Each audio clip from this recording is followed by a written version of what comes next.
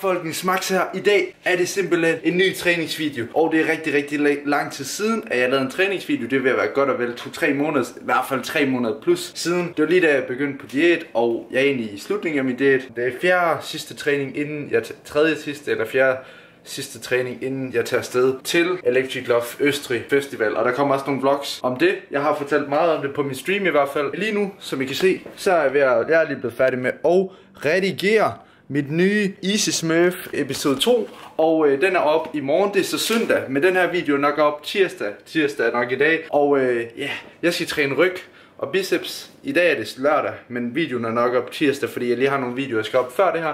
Men mange af jer har spurgt efter en ny træningsvideo.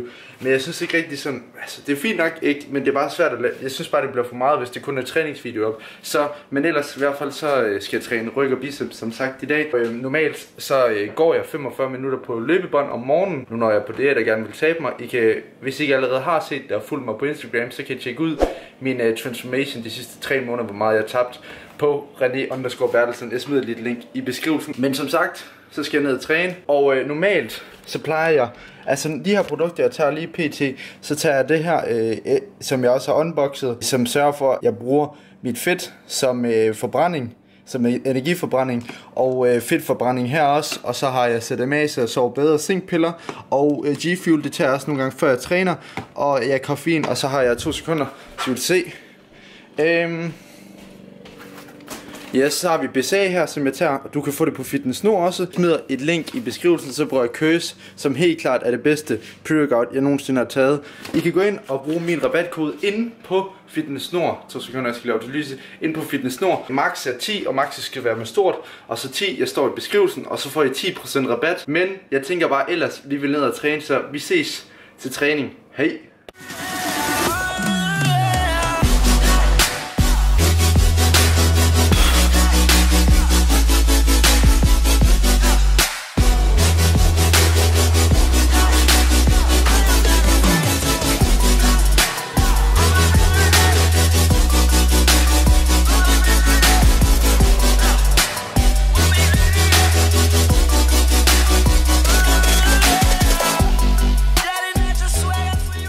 Yes, som sagt så skal jeg træne ryg og biceps, og jeg startede ud med at lave pull-ups, men før det, hvad synes I egentlig om det der lille edit, jeg lavede på 30 sekunder med musik på sådan kinda like intro? Jeg synes det var sjovt at lave og lege lidt med det.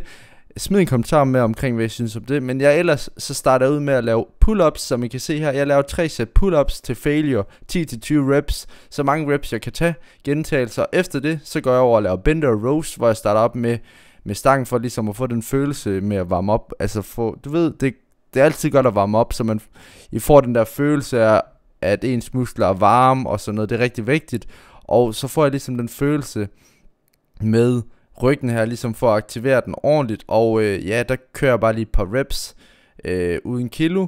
Stangen vejer 20 kilo, efter det så er der 20 kilo, som I kan se lige straks. Yes, det er så mit første sæt med bender og rows. Jeg tager 4 sæt bender og rows normalt. Det første warm-up, det gælder ikke, men her, der kører jeg altså i hvert fald 12-15 reps, ligesom første sæt. Og efter det, så er der stille og roligt kilo på, men som sagt, så er jeg på diæt, så jeg går ikke fuldstændig amok med kiloen, for jeg gider ikke døje med skader. Og især når jeg er så dybt inde i mit diæt, og jeg snart er færdig. Men bender og rows er helt klart en af mine favoritøvelser til sådan ligesom at bygge fylden på min ryg. Altså den går både til vinger, men også midten af. Det er en rigtig god øvelse, i hvert fald bender og rows. Og i bender og rows skal man virkelig sørge for at holde sig strikt, i stedet for at man bøjer i toppen af ryggen, ellers så begynder man at få rygskader. Så tag det stille og roligt. Lad være med at begynde at alt for mange kilo. Tag de kilo, som I kan. Ja, som vi ved, så har jeg også fået nyt kamera. Jeg håber, I kan lide kvaliteten på det. Jeg har lavet lidt med farverne, så de virker lidt mere sommeragtige. I kan se forskellen på før og med sommerfarver nu.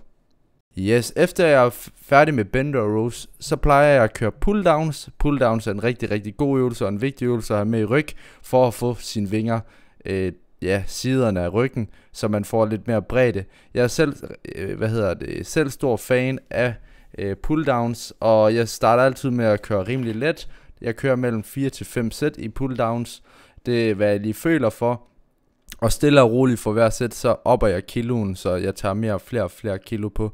Og sørg for at aktivere. Når I kommer ned, Sørg for at holde jeg, ligesom I kan se, så holder jeg ligesom vægten nede, og så kører jeg stille og roligt op, og så fyrer jeg igennem, og stille og roligt for ligesom at få mere kontakt med musklen. Det hjælper i hvert fald, og det lærer man efterhånden. Jeg er blevet bedre og bedre til at lave den der kontakt, mind to muscle connection between, mellem musklen, mellem hjernen og musklen. Jeg synes i hvert fald, at det fungerer godt, og det lærer man. Det er svært at forklare, men man lærer det hen ad vejen, jo længere tid man er trænet. Der er altid noget nyt, man kan lære selvfølgelig. Efter jeg er færdig med pull-down, så kører jeg ligesom sådan, reverse pull-downs, hvor jeg kører lidt tættere, og så er håndledet på en anden måde.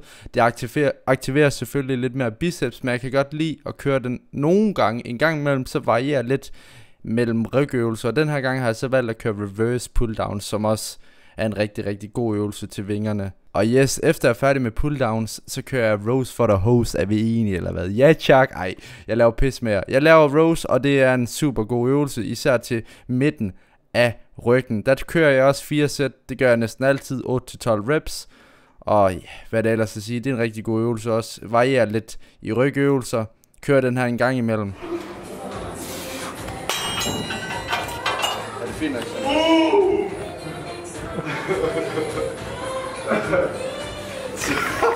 yes, som sagt, så lavede mine venner lidt pis med mig. Jeg ved ikke, om de havde aftalt at gøre det her, men ja, det var sgu griner nok, og det ville jeg sgu gerne lige have med, bare for hyggens skyld. Så efter rows, så kører jeg har aldrig fundet ud af, hvad den her øvelse hedder, men jeg vil kalde den, hvad kan man kalde den? Pull rows kinda. Du puller sådan ligesom ned, fokuserer. Du lader være med at bruge tricepsen, så du sørger for at have et wide grip, i stedet for at køre close, og så sørger du ligesom bare for og køre tilbage med ens skulder og rygagtigt. Jeg ved ikke, hvordan man skal forklare det. Prøv jer lidt frem, og man kan tydeligt mærke, om man bruger triceps, eller om man bruger ryg. Yes, nu er jeg så ligesom blevet færdig med ryg, og skal til biceps, og jeg har også kørt den her sidste gang, tror jeg. Jeg kan rigtig, rigtig godt lide at gøre den, når jeg sidder ned, for jeg synes virkelig, man får contracted ens biceps, når man sidder ned, fordi så bruger man ikke momentum på at svinge og bruge ryggen. Man er ligesom låst fast, og der er ingen grund til at køre alt for tungt i biceps, for biceps er en lille muskel. Der er ingen grund til at begynde at aktivere flere muskler end unødvendigt. Biceps, det kræver ikke særlig mange kilo. Det kræver bare, at du kører den død, får det rigtig pump der.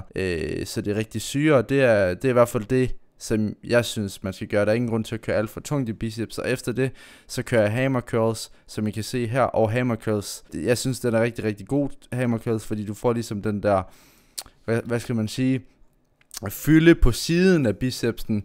Du kan godt køre lidt tungere i hammer curls, men det er rigtig, rigtig vigtigt at contract, når man kører biceps. Der er ingen grund til, ligesom som sagt, køre alt for tungt i biceps, fordi det er en lille muskel.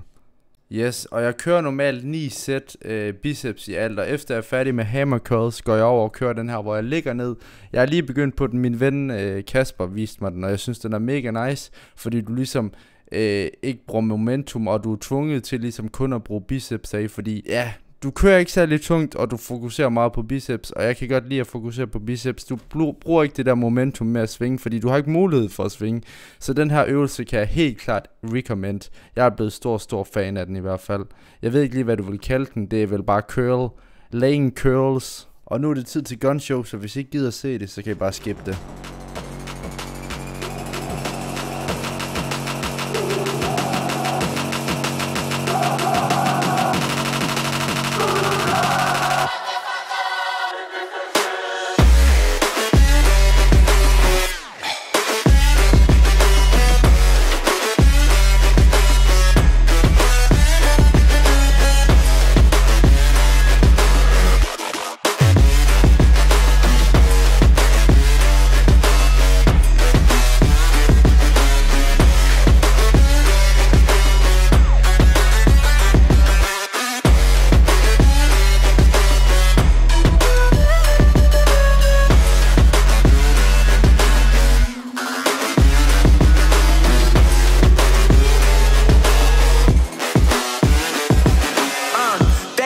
That the brothers on the rise now. Endless celebrations all in my house. Levitating now, I'm super duper fly now. Så der folk, som sagt, så spørger folk om, hvad for nogle produkter tager jeg efter jeg træner. Og de produkter, jeg tager efter jeg træner, det er altid 5 gram glutamin. Der tager jeg 5 gram, som hjælper mig med at recover hurtigere, altså så jeg restituerer hurtigere, og sørger for, at jeg ikke kramper i musklerne, for det døjer jeg nogle gange med, når jeg er på diæt, især når jeg ligger på så lavt kalorie. Jeg bruger kun glutamin, når jeg er på diæt. Og så tager jeg altid kreatin. Jeg holder nogle gange pause med det, men for det meste tager jeg altid kreatin, og jeg kan kun recommende det. Det er billigt, og jeg føler, det hjælper. Og selvfølgelig så tager jeg også proteinpulver. Der tager jeg Mars protein, eller jeg er lige løbet tør for det, eller så tager jeg det for ESN, som jeg også modtager.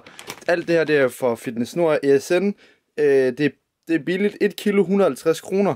Og jeg kan helt klart anbefale, hvor meget. Jeg har prøvet cookies and cream, og det er den bedste, jeg har prøvet herfra.